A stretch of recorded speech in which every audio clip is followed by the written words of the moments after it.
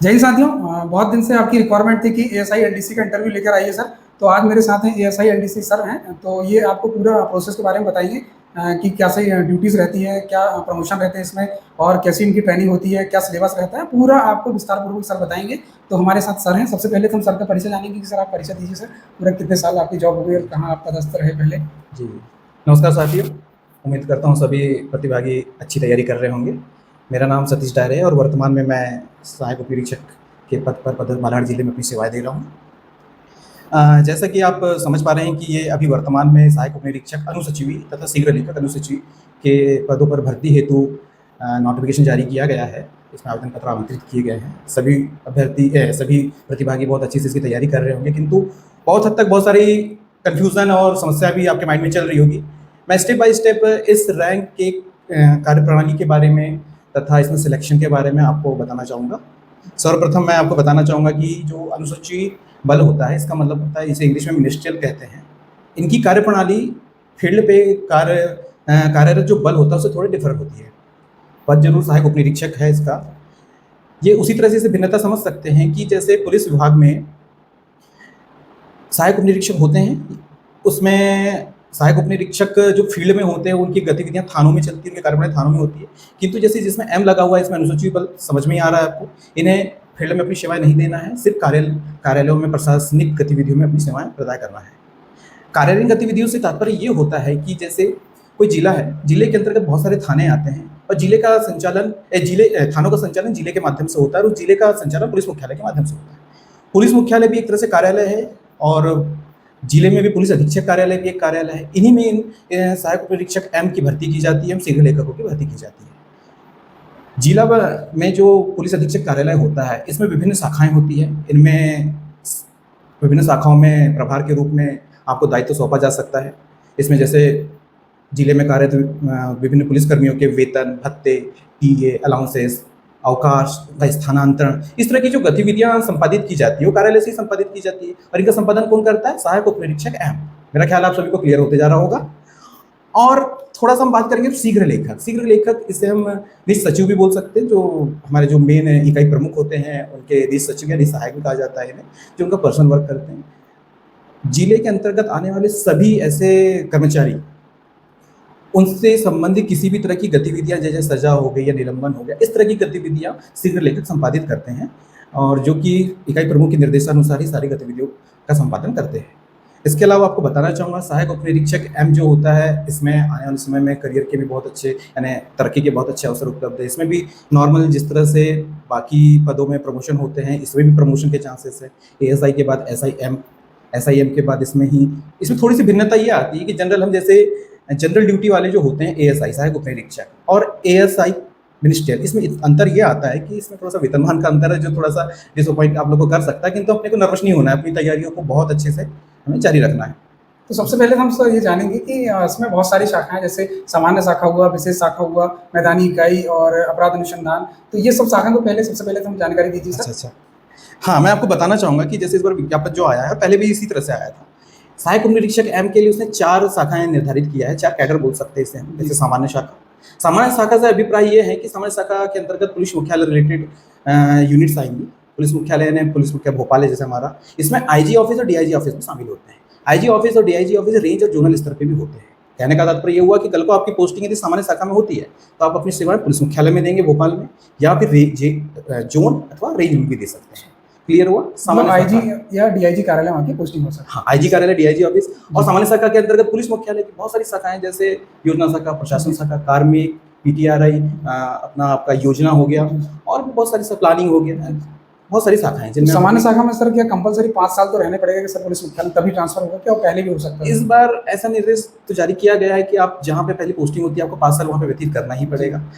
आ रहा हूँ मैं इस पर धीरे से। पहले मैं आपको सारी शाखाएं बता देता हूँ। सामान्य शाखा ये हुई, इसके जस्ट बाद आप देख रहे होंगे कि मैदानी इकाई करके भी शाखा शो हो रही होगी आपको नोटिफिकेशन में।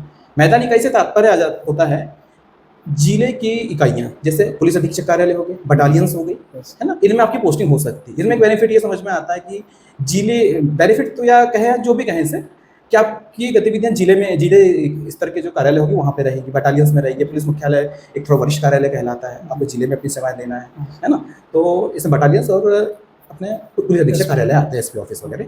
एसपी ऑफिस के अंतर्गत आपकी कल को पोस्टिंग यदि पद सेक्शन है तो एसडीओपी ऑफिस में भी हो सकती है, हाँ, जो कि बहुत कम ही होता है वहाँ पद सेक्शन, ठीक है। इसके बाद आता है आपका अपराध अनुसंधान, सीआईडी। हाँ, इसमें भी आपके चांसेस हैं, ये भी एक शाखा है जिसमें आप अप्लाई कर सकते हैं। सीआईडी का एक पृथक से अपना ऑफिस है। ये इसके अलावा आपके आता है एसबी, हाँ सर, विशेष शाखा। हाँ, विशेष शाखा भी का अन्य यूनिट है, अन्य यूनिट तो नहीं है, पुलिस मुख्यालय से संबंधित ही है, पुलिस मुख्यालय के अंतर्गत ही है। इसमें भी आप अप्लाई कर सकते हैं, तो इसकी सेवाएं भी आपकी विशेष शाखा के अंतर्गत ही चलते रहेगी। इसमें प्रमोशन भी आपके विशेष शाखा के में पदस्थ कर्मचारियों के साथ ही होंगे। 4 विभिन्न शाखाएं, यानी 4 लेवल पे आपके प्रमोशन की लिस्ट बनेगी। कहने का तात्पर्य ये है, सामान्य शाखा के जो कर्मचारी होंगे वो सामान्य शाखा के अंतर्गत ही उनकी वरिष्ठता बनेगी, आगे चल के उनके प्रमोशन भी वहीं पे तय होंगे। उसी तरह से मैदानी इकाई में भी, उसी तरह से सीआईडी या अपराध अनुसंधान ब्यूरो, उसी तरह से विशेष शाखा में भी। थोड़ा सा अंतर आएगा शीघ्र लेखक का, जब हम समझेंगे उसमें 2 कैडर किया गया है। जैसे एएसआई में 4 हैं, शीघ्र लेखक में 2 ही हैं। ये थोड़ा सा मिसअंडरस्टैंडिंग होता है कई बार लड़कों में। तो शीघ्र लेखक में इतना अंतर है कि उसमें एसबी बस अलग है, विशेष शाखा, बाकी सभी सामान्य शाखा, मैदानी इकाई और अपना सीआईडी, ये एक साथ, इनकी वरिष्ठता एक साथ बनती है। वरिष्ठता एक साथ बनने से तात्पर्य ये है कि ये आपस में प्रमोशन स्थानांतरण ले सकते हैं, आपस में यहाँ पे स्थानांतरण हो सकता है। किंतु एएसआई की यदि हम बात करें, कोई बंदा वर्तमान में यदि पुलिस अधीक्षक कार्यालय रायसेन में भी अपनी सेवाएं दे रहा है, तो वो कल को चाहे कि मेरा पुलिस मुख्यालय में स्थानांतरण हो जाए, इतना आसान नहीं होगा। इसके लिए उसे 5 साल अपनी इकाई में कंप्लीट करने ही पड़ेंगे। साथ साथ उसके बाद जब वो पुलिस मुख्यालय में स्थानांतरण कराएगा, उसे अपनी वरिष्ठता का त्याग करना पड़ेगा, उसका ये लॉस हो सकता है। वो अपने कैडर में ही उसकी वरिष्ठता तय होगी। ये थोड़ा सा बेसिक डिफरेंस है। कैडर चेंज करने पे वरिष्ठता त्यागना पड़ता है, जिस कैडर में वो जाते हैं प्रमोशन में उसका फर्क पड़ता है, प्रमोशन में फर्क पड़ता है। उसी तरह से शीघ्र लेखक में भी सेम है, पर उसमें 2 ही कैडर है ना, उसमें 2 ही कैडर आते हैं, एसबी अलग है और फिर बाकी एक कैडर जिसमें सभी आ रहे हैं। ठीक है सर। जैसे हम सैलरी का जानना चाह रहे हैं कि सर सैलरी क्या? सैलरी, हाँ, मैंने अभी शुरू में कहा था कि जिस तरह से इसमें डिसपॉइंट होने की आवश्यकता नहीं है किसी भी प्रतिभागी को, कि सैलरी वर्तमान में इसका कांस्टेबल का जो ग्रेड पे है और एएसआई एम का ग्रेड पे सेम है। हालांकि एएसआई एम की जो रैंक है सहायक पुलिस सहायक उप निरीक्षक की 1 स्टार होती जरूर है, किंतु रेट पे 1900 पे ही आपको भर्ती किया जाएगा इसमें। पर वेतन भत्ते आपको जो शासन के नियमानुसार है वो प्रदान किए जाएंगे। वर्दी अलाउंसेस भी इसमें आपको हाफ पे भी मिलेगी, है ना, आपको इसमें किसी तरह से नर्वस होने की आवश्यकता नहीं है। हालांकि 1900 ग्रेड पे ही आपकी भर्ती की जाएगी। उसी तरह से शीघ्र लेखक में 2 स्टार जरूर है, परंतु उनका ग्रेड पे एसआई के बराबर है, जो कि 3600 है। सिलेबस का अगर जानेंगे सर हम, क्योंकि कहीं ना कहीं सिलेबस चेंज हुआ है तो हाँ, थोड़ा सा हम जैसे आपको बताना चाहूँगा कि ये भर्ती कोई रेगुलर बेसिस पे आई नहीं है अभी तक। पहले हम जैसे मैं 2017 का भर्ती हूँ, 17 में नोटिफिकेशन आया था, 18 में हमारी ज्वाइनिंग हुई थी, उसके पहले 15 में आया था। 17 के बाद अभी हम देख रहे हैं कि ये 2025 चल रहा था, अभी इसकी भर्ती आई है पुनः। हम लोग जो उस समय दिए थे, उस समय का जो पेपर एग्जाम का पैटर्न था थोड़ा डिफर था। इस बार इसने क्या किया है कि 100 का प्रश्न पत्र, पिछले बार भी था, थोड़ा सा इसमें अंतर आ गया कि इस बार 40 नंबर का सामान्य ज्ञान का आपको और तार्किक ज्ञान ये शामिल किया गया है। 30 नंबर का बौद्धिक क्षमता, मानसिक अभिरुचि और 30 नंबर का विज्ञान और अंक गणित। आपको घबराने की आवश्यकता नहीं, बहुत सामान्य स्तर का सिलेबस रहता है। आप लोग इसके पहले भी कांस्टेबल और पटवारी की तैयारी किए होंगे, उसी स्तर के इसमें सवाल आपसे किए जाएंगे। और सेकंड में सर जो प्रायोगिक परीक्षा की हम बात करें तो सर इसमें प्रायोगिक परीक्षा, जी, पिछले बार जो भर्ती हुई थी उसमें प्रायोगिक परीक्षा नहीं हुई थी। फर्स्ट फेज हुआ था लिखित, जो कि 100 नंबर का पेपर था। उसके बाद सीधा सेकंड फेज जो हुआ था उसमें आपका सिर्फ आपका डॉक्यूमेंट वेरिफिकेशन हुआ था और थोड़ा सा फिजिकल के नाम पे ये आपका नॉकनी और फ्लैट फुट वगैरह चेक किया गया था, ये हुआ था। इस बार क्या हुआ, सेकंड फेज में आपको प्रायोगिक परीक्षा भी देनी है, जिसमें आपसे टंकन टेस्ट किया जाएगा, आपका टाइपिंग टेस्ट होगा। शीघ्र लेखक लोगों का पिछले बार तो हुआ था, उनका आशुलिपि का टेस्ट हुआ था, इस बार भी है। पर इसमें एएसआईएम के लिए थोड़ा सा चेंजेस किया गया है कि आपको टाइपिंग टेस्ट भी देना पड़ेगा, है ना। तो वही सर, इसके बाद जैसे इस बार तो प्रायोगिक परीक्षा नहीं ऐड करी है, एक प्रकार से कहना चाहिए, सिलेबस भी चेंज हुआ है। उसके बाद सर इसके बाद अंतिम चयन परीक्षा होती है सर, उसके बाद मेडिकल होता है सर। मेडिकल में क्या प्रोसेस रहती होगी सर मेडिकल की? मेडिकल में सामान्य प्रोसेस ही है, जिस तरह से बाकी कांस्टेबल के भी जैसे मेडिकल देखे होंगे। आपको शारीरिक रूप से फिट होना बहुत अनिवार्य है, आपकी किसी तरह का दृष्टि दोष नहीं होना चाहिए। 6, 9 और 6, 12 ये निर्धारित मापदंड है आंखों के लिए। आपकी हाइट की बात करें तो इसमें थोड़ा रिलैक्सेशन मिला है। इसमें हाइट अपने 162 और महिलाओं के लिए 152 152। तो हाइट का भी कोई इशू नहीं है। और नॉकनी और फ्लैट फुट, ये आप लोग को विशेषकर ध्यान देना पड़ेगा। आप यदि आपको फिट रखना है तो अभी से उसके लिए कुछ तैयारी करनी पड़ेगी। नॉकनी बिल्कुल नहीं होना चाहिए, फ्लैट फुट नहीं होना चाहिए।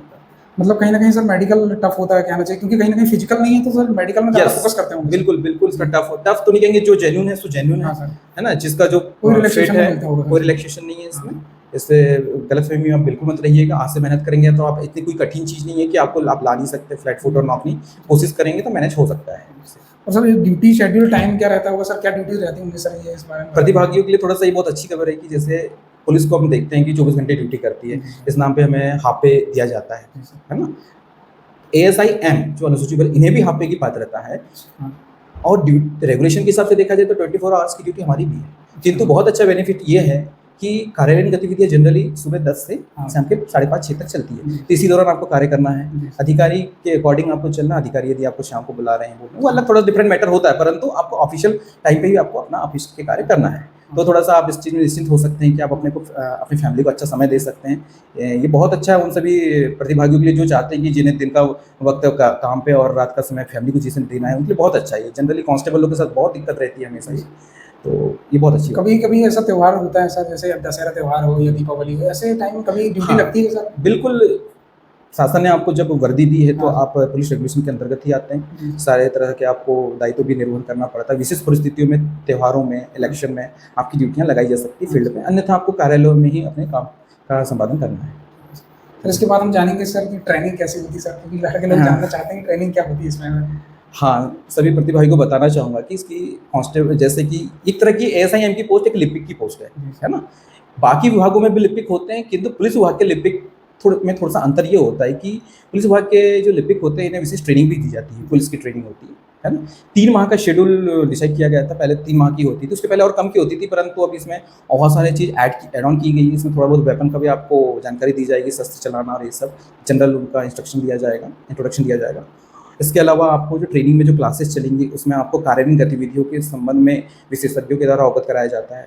थोड़ा बहुत कानून और अपराध के बारे में भी आपको पढ़ाया जाएगा, क्योंकि ऑफिस में इनकी बहुत आवश्यकता पड़ती है ना। जैसे अभी नए कानून आए हैं, क्योंकि ऑफिस में कई शाखाएं ऐसी होती है जो कानून के संबंध में कार्य करती है, तो ये आपको क्लासेस में ट्रेनिंग में आपको सिखाया जाएगा। TA के बारे में, अवकाश के बारे में, स्थानांतरण के बारे में, ये आप लोग को सीखने बहुत कुछ मिल सकता है। फिर उसमें एक शाखा है विशेष शाखा, बच्चे पूछ रहे थे सर कि विशेष शाखा में क्या ड्रेस मिलती है कि नहीं, क्योंकि वर्दी के लिए भर्ती हो रहे तो कहीं ना कहीं ड्रेस की बहुत इच्छा रहती है। रैंक मिलेगा, इसमें ड्रेस नहीं मिलेगी आपको, उसमें दुखी होने जैसा कुछ नहीं है। आप कहलाएंगे सहायक उपनिरीक्षक ही, लेकिन वर्दी का रुतबा अलग रहता है सर। वर्दी पहनते तो अच्छा लगता है बदन में सर, क्योंकि हर कोई इच्छा। मुझे याद है ट्रेनिंग में जब मैं था तो वहाँ पे SBL को वर्दी का बोला गया था, तो लोग बोल रहे थे हमें तो वर्दी नहीं है, पर ट्रेनिंग में उन्हें वर्दी कंपलसरी की गई थी। यहाँ पे अभी कोई किसी शाखा मतलब उनको ही मौका मिल गया एक बार वर्दी पहनने का, क्योंकि वर्दी से डिसिप्लिन आता है, ये थोड़ा सा उसके पीछे लॉजिक है। और SB से मतलब ये विशेष शाखा थोड़ा सा ये गोपनीय शाखा होती है, इसलिए इसे वर्दी से थोड़ा सा पृथक रखा जाता है, तो ये अंतर है थोड़ा सा। एक बेनिफिट और बताना चाहूँगा सभी एस्पिरेंट्स के लिए कि आप भले ही ASI के पद पर मैदानी इकाई में भर्ती हो, चाहे सामान्य शाखा में भर्ती हो, चाहे SB में भर्ती हो, है ना, चाहे किसी भी शाखा में, आप इसमें प्रतिनियुक्ति के आपके पास प्रचुर अवसर है। आने वाले समय में आप अपने करियर में ग्रोथ लाना चाहते हैं तो विभिन्न जगहों की प्रतिनियुक्तियाँ भी निकलती है, आप उसमें भी जा सकते हैं। आपकी कार्य गतिविधियाँ यही रहेगी कार्यालय, पर आपको वहाँ सैलरी ज़्यादा मिल सकती है एज हम जिस तरह से उसके नियम होंगे, जैसे हक फोर्स हो गया, STF हो गया, है ना। खैर EOW और लोकायुक्त में तो डायरेक्ट भी भर्ती हो रही है, प्रतिनियुक्ति पे नहीं हो रही है आजकल, पर हक फोर्स वगैरह में आप जा सकते हैं, जहाँ पे आपको बेसिक सैलरी से थोड़ा ज़्यादा सैलरी मिलता है, जो आपके बहुत काफ़ी बेनिफिशियल होगी। तो एक और क्वेश्चन था सर बच्चों का कि पोस्ट प्रेफरेंस में पहले क्या डालें सर, जैसे ASI LDC क्या डालना चाह रहे हैं? पोस्ट प्रेफरेंस मैंने आपको स्टार्टिंग में ही बताया, कहीं ना कहीं सर उसमें क्या मैदानी इकाई में बहुत ज़्यादा पोस्ट है 220, बाकी सब में 70-80 पोस्ट है। मैदानी इकाई इसलिए ज़्यादा रखी गई क्योंकि हमारे जिले बहुत सारे हैं। जिले के अलावा हर जिले में एक SP ऑफिस तो होता ही है, वहाँ पोस्टिंग देना चाह रही है गवर्नमेंट। सेकेंड, बटालियन में देना चाहती है, मैदानी इकाई में बटालियन और SP ऑफिस दोनों आते हैं, इसलिए पोस्ट ज़्यादा है वहाँ। मैदानी इकाई में आपको जिले में काम करना, ये डिफरेंस है। और सामान्य शाखा में आपको पुलिस मुख्यालय में यदि काम करने की इच्छा रखते हैं, जिसमें 80% कहूँगा कि आपको भोपाल में पोस्टिंग मिलेगी सामान्य शाखा में। 20% इसलिए नहीं कह रहा, 20% आपको रेंज और जोन, जो कि अपने यहाँ 10 जोन है, वहाँ आपको पोस्टिंग मिल सकती है। बालाघाट, जबलपुर, इंदौर, भोपाल, ग्वालियर, इस तरह के अपने यहाँ जोन है, कुछ रेंज भी है अपने यहाँ, वहाँ पोस्टिंग मिलेगी। तो आप प्रेफरेंस देख सकते हैं। CID और SB इनमें बहुत कम पोस्ट होती है जनरली, और इनकी गतिविधियाँ भी थोड़ी गोपनीय ही होती हैं। यदि आपकी इच्छा हो तो आप वहाँ भी डाल सकते हैं। थोड़ा सा एक लॉस बताना चाहूँ, लॉस तो नहीं कहेंगे, CID में प्रमोशन में थोड़ी सी दिक्कत ही आती है कि उसमें पोस्ट कम रहती है, प्रमोशन उतनी जल्दी होता नहीं है। खैर प्रमोशन में तो ऑलरेडी स्टे लगा हुआ है, बीच में दिया जा रहा था कि 10 साल की अवधि पर कार्यवाहक का, फिलहाल उसमें भी स्टॉप लगा हुआ है। खैर इसमें जल्दी ही एक नीति, कोई ना कोई नीति आने वाली है जिससे शीघ्र ही प्रमोशन स्टार्ट हो गया, नॉर्मल स्तर पे आपके प्रमोशन स्टार्ट होंगे। पर वो क्या मैदानी इकाई वाले लोग ज़्यादा प्रेफरेंस इसलिए डालना चाह रहे हैं क्योंकि कहीं ना कहीं वो ये चाह रहे हैं कि पास वाला जिला मिल जाए या बिल्कुल, बिल्कुल। या गृह जिला की उम्मीद लगा के बैठ रहे हैं सर। वैसे भी हालांकि रूल बुक में गृह जिला का तो हाँ। सीरियस नकार दिया कि गृह जिला आपको मिलेगा, इस बार नकार तो दिया है उसके लिए कैसे क्या? हाँ, इसमें चांसेस तो ये बने जैसे कोई सिवनी का रहने वाला है, जिसे हाँ। पोस्टिंग छिंदवाड़ा मिल जाए तो वो उसके लिए बहुत बेनिफिशियल होगा, इसलिए उसे मैदानी इकाई डाल देना चाहिए यदि अपने घर के पास आना चाहता है। पुलिस मुख्यालय ने तो जरूर कहा है कि इस बार गृह जिले में पोस्टिंग नहीं दी जाएगी, तो बिल्कुल अब नियम है। सर तो ये गृह जिले के लिए क्या बटालियन में कुछ गृह जिले अभी तक इस संबंध में स्पष्ट तो नहीं किया है कि बटालियन का खैर गृह जिले से कोई लेना देना वास्ता तो होता नहीं है, पूर्व में पदस्थापना हुई नहीं है गृह जिले में। बटालियन जनरली जैसे कोई बटालियन छिंदवाड़ा में है, कोई अभ्यर्थी छिंदवाड़ा के उसे गृह जिला तो पोस्टिंग भी हुई है, मैंने देखा है इस तरह से। जैसे इसमें सर मैं बात करूं, जैसे सामान्य शाखा में कुछ लोग होते हैं जो आईजी ऑफिस में अटैचमेंट ट्रांसफर करा लेते हैं, उसके बाद अटैचमेंट में पुलिस अधीक्षक कार्यालय आ सकते कि नहीं सर? बिल्कुल, अटैचमेंट तो एक इकाई प्रमुख की मंशा पर निर्भर करता है, दोनों इकाई यदि चाहें तो अटैचमेंट गृह जिला होता है कि नहीं सर? ये हो जाता है, क्योंकि अटैचमेंट का कंसेप्ट ही रहता है कि अटैचमेंट में ऐसा नहीं कि किसी का भी कर दिया जाए, विशेष परिस्थितियों के दृष्टिगत ही किया जाता है अटैचमेंट, जिससे किसी के घर की कोई समस्या है, किसी के साथ किसी तरह की कंडीशन है, उस बिहार में ही इकाई प्रमुख, जैसे यदि आईजी ऑफिस में पदस्थ कोई था आईजी साहब और पुलिस अधीक्षक महोदय साहब इस तरह से अनुमोदन देते हैं तो अटैचमेंट हो जाता है। अब ये कि क्या है कि आईजी डीआईजी ऑफिस में तो ये सामान्य शाखा के लोग आएंगे सर जी, तो, और एसपी ऑफिस में बैठते हैं इकाई जो रहती है अपना मैदानी इकाई के लोग बैठते हैं, तो फिर ऐसा नहीं, उसमें आप सेवाएं बस देंगे वहाँ। हाँ। जैसे आप आईजी ऑफिस में आपकी पोस्टिंग है, आप अटैच करा के आगे पुलिस अधीक्षक कार्यालय में, तो आप बस सेवा देंगे पुलिस अधीक्षक कार्यालय में, आपकी पूरी जैसे वेतन हो गया, आपकी सेवा पुस्तिका का जो संधारण होगा वो आईजी ऑफिस में ही होगा, है ना। आप किसी तरह से जो भी इनाम मिलता है, आपको सजा मिलती है, वो बाई पोस्ट उधर आईजी ऑफिस भेज दी जाएगी। आपको जो भी वेतन भत्ते मिलेंगे आईजी ऑफिस से आपको सैंक्शन होंगे, बस आप यहाँ सेवा लेते रहेंगे। तो इस तरह से भी होता है। तो क्या संदेश देना चाहिए सर बच्चों के लिए पढ़ाई? सभी एस्पिरेंट्स को मैं कहना चाहूँगा कि बिल्कुल नहीं घबराना है, बहुत अच्छी जॉब है और आप जिस तरह से अभी तक मेहनत करते आए हैं आपको बिल्कुल उसी तरह से मेहनत करना है। सिलेबस को लेकर भी नहीं घबराना है, मुझे पता है कि आप लोग इसके पहले भी अन्य किसी एग्ज़ाम की तैयारी करते रहे होंगे, उसी से मिलता जुलता ही सिलेबस है। सामान्य ज्ञान आप जैसे इसमें जीएस जीए जनरल अवेयरनेस पे आपको विशेष फोकस करना है, क्योंकि आजकल हमने नोटिस किया है कि जो भी एग्ज़ाम्स हो रही है उसमें जनरल अवेयरनेस के बारे में अधिकांश क्वेश्चन रहते हैं। तो हम कह सकते हैं कि आपको सामान्य ज्ञान, तार्किक ज्ञान और इस चीज़ के बारे में आप जिस तरह से तैयारी करते हैं उसी तरह से तैयारी करते रहिए और अपने आप को नर्वस ना होने दीजिए। सब कहते हैं कि पेपर इजी आता है तो सबके लिए आता है, टफ होता है तो सबके लिए होता है। अपनी तैयारी पे आपको पूरा भरोसा होना चाहिए। मेरी आप सभी को बहुत बहुत शुभकामनाएं हैं। जय हिंद।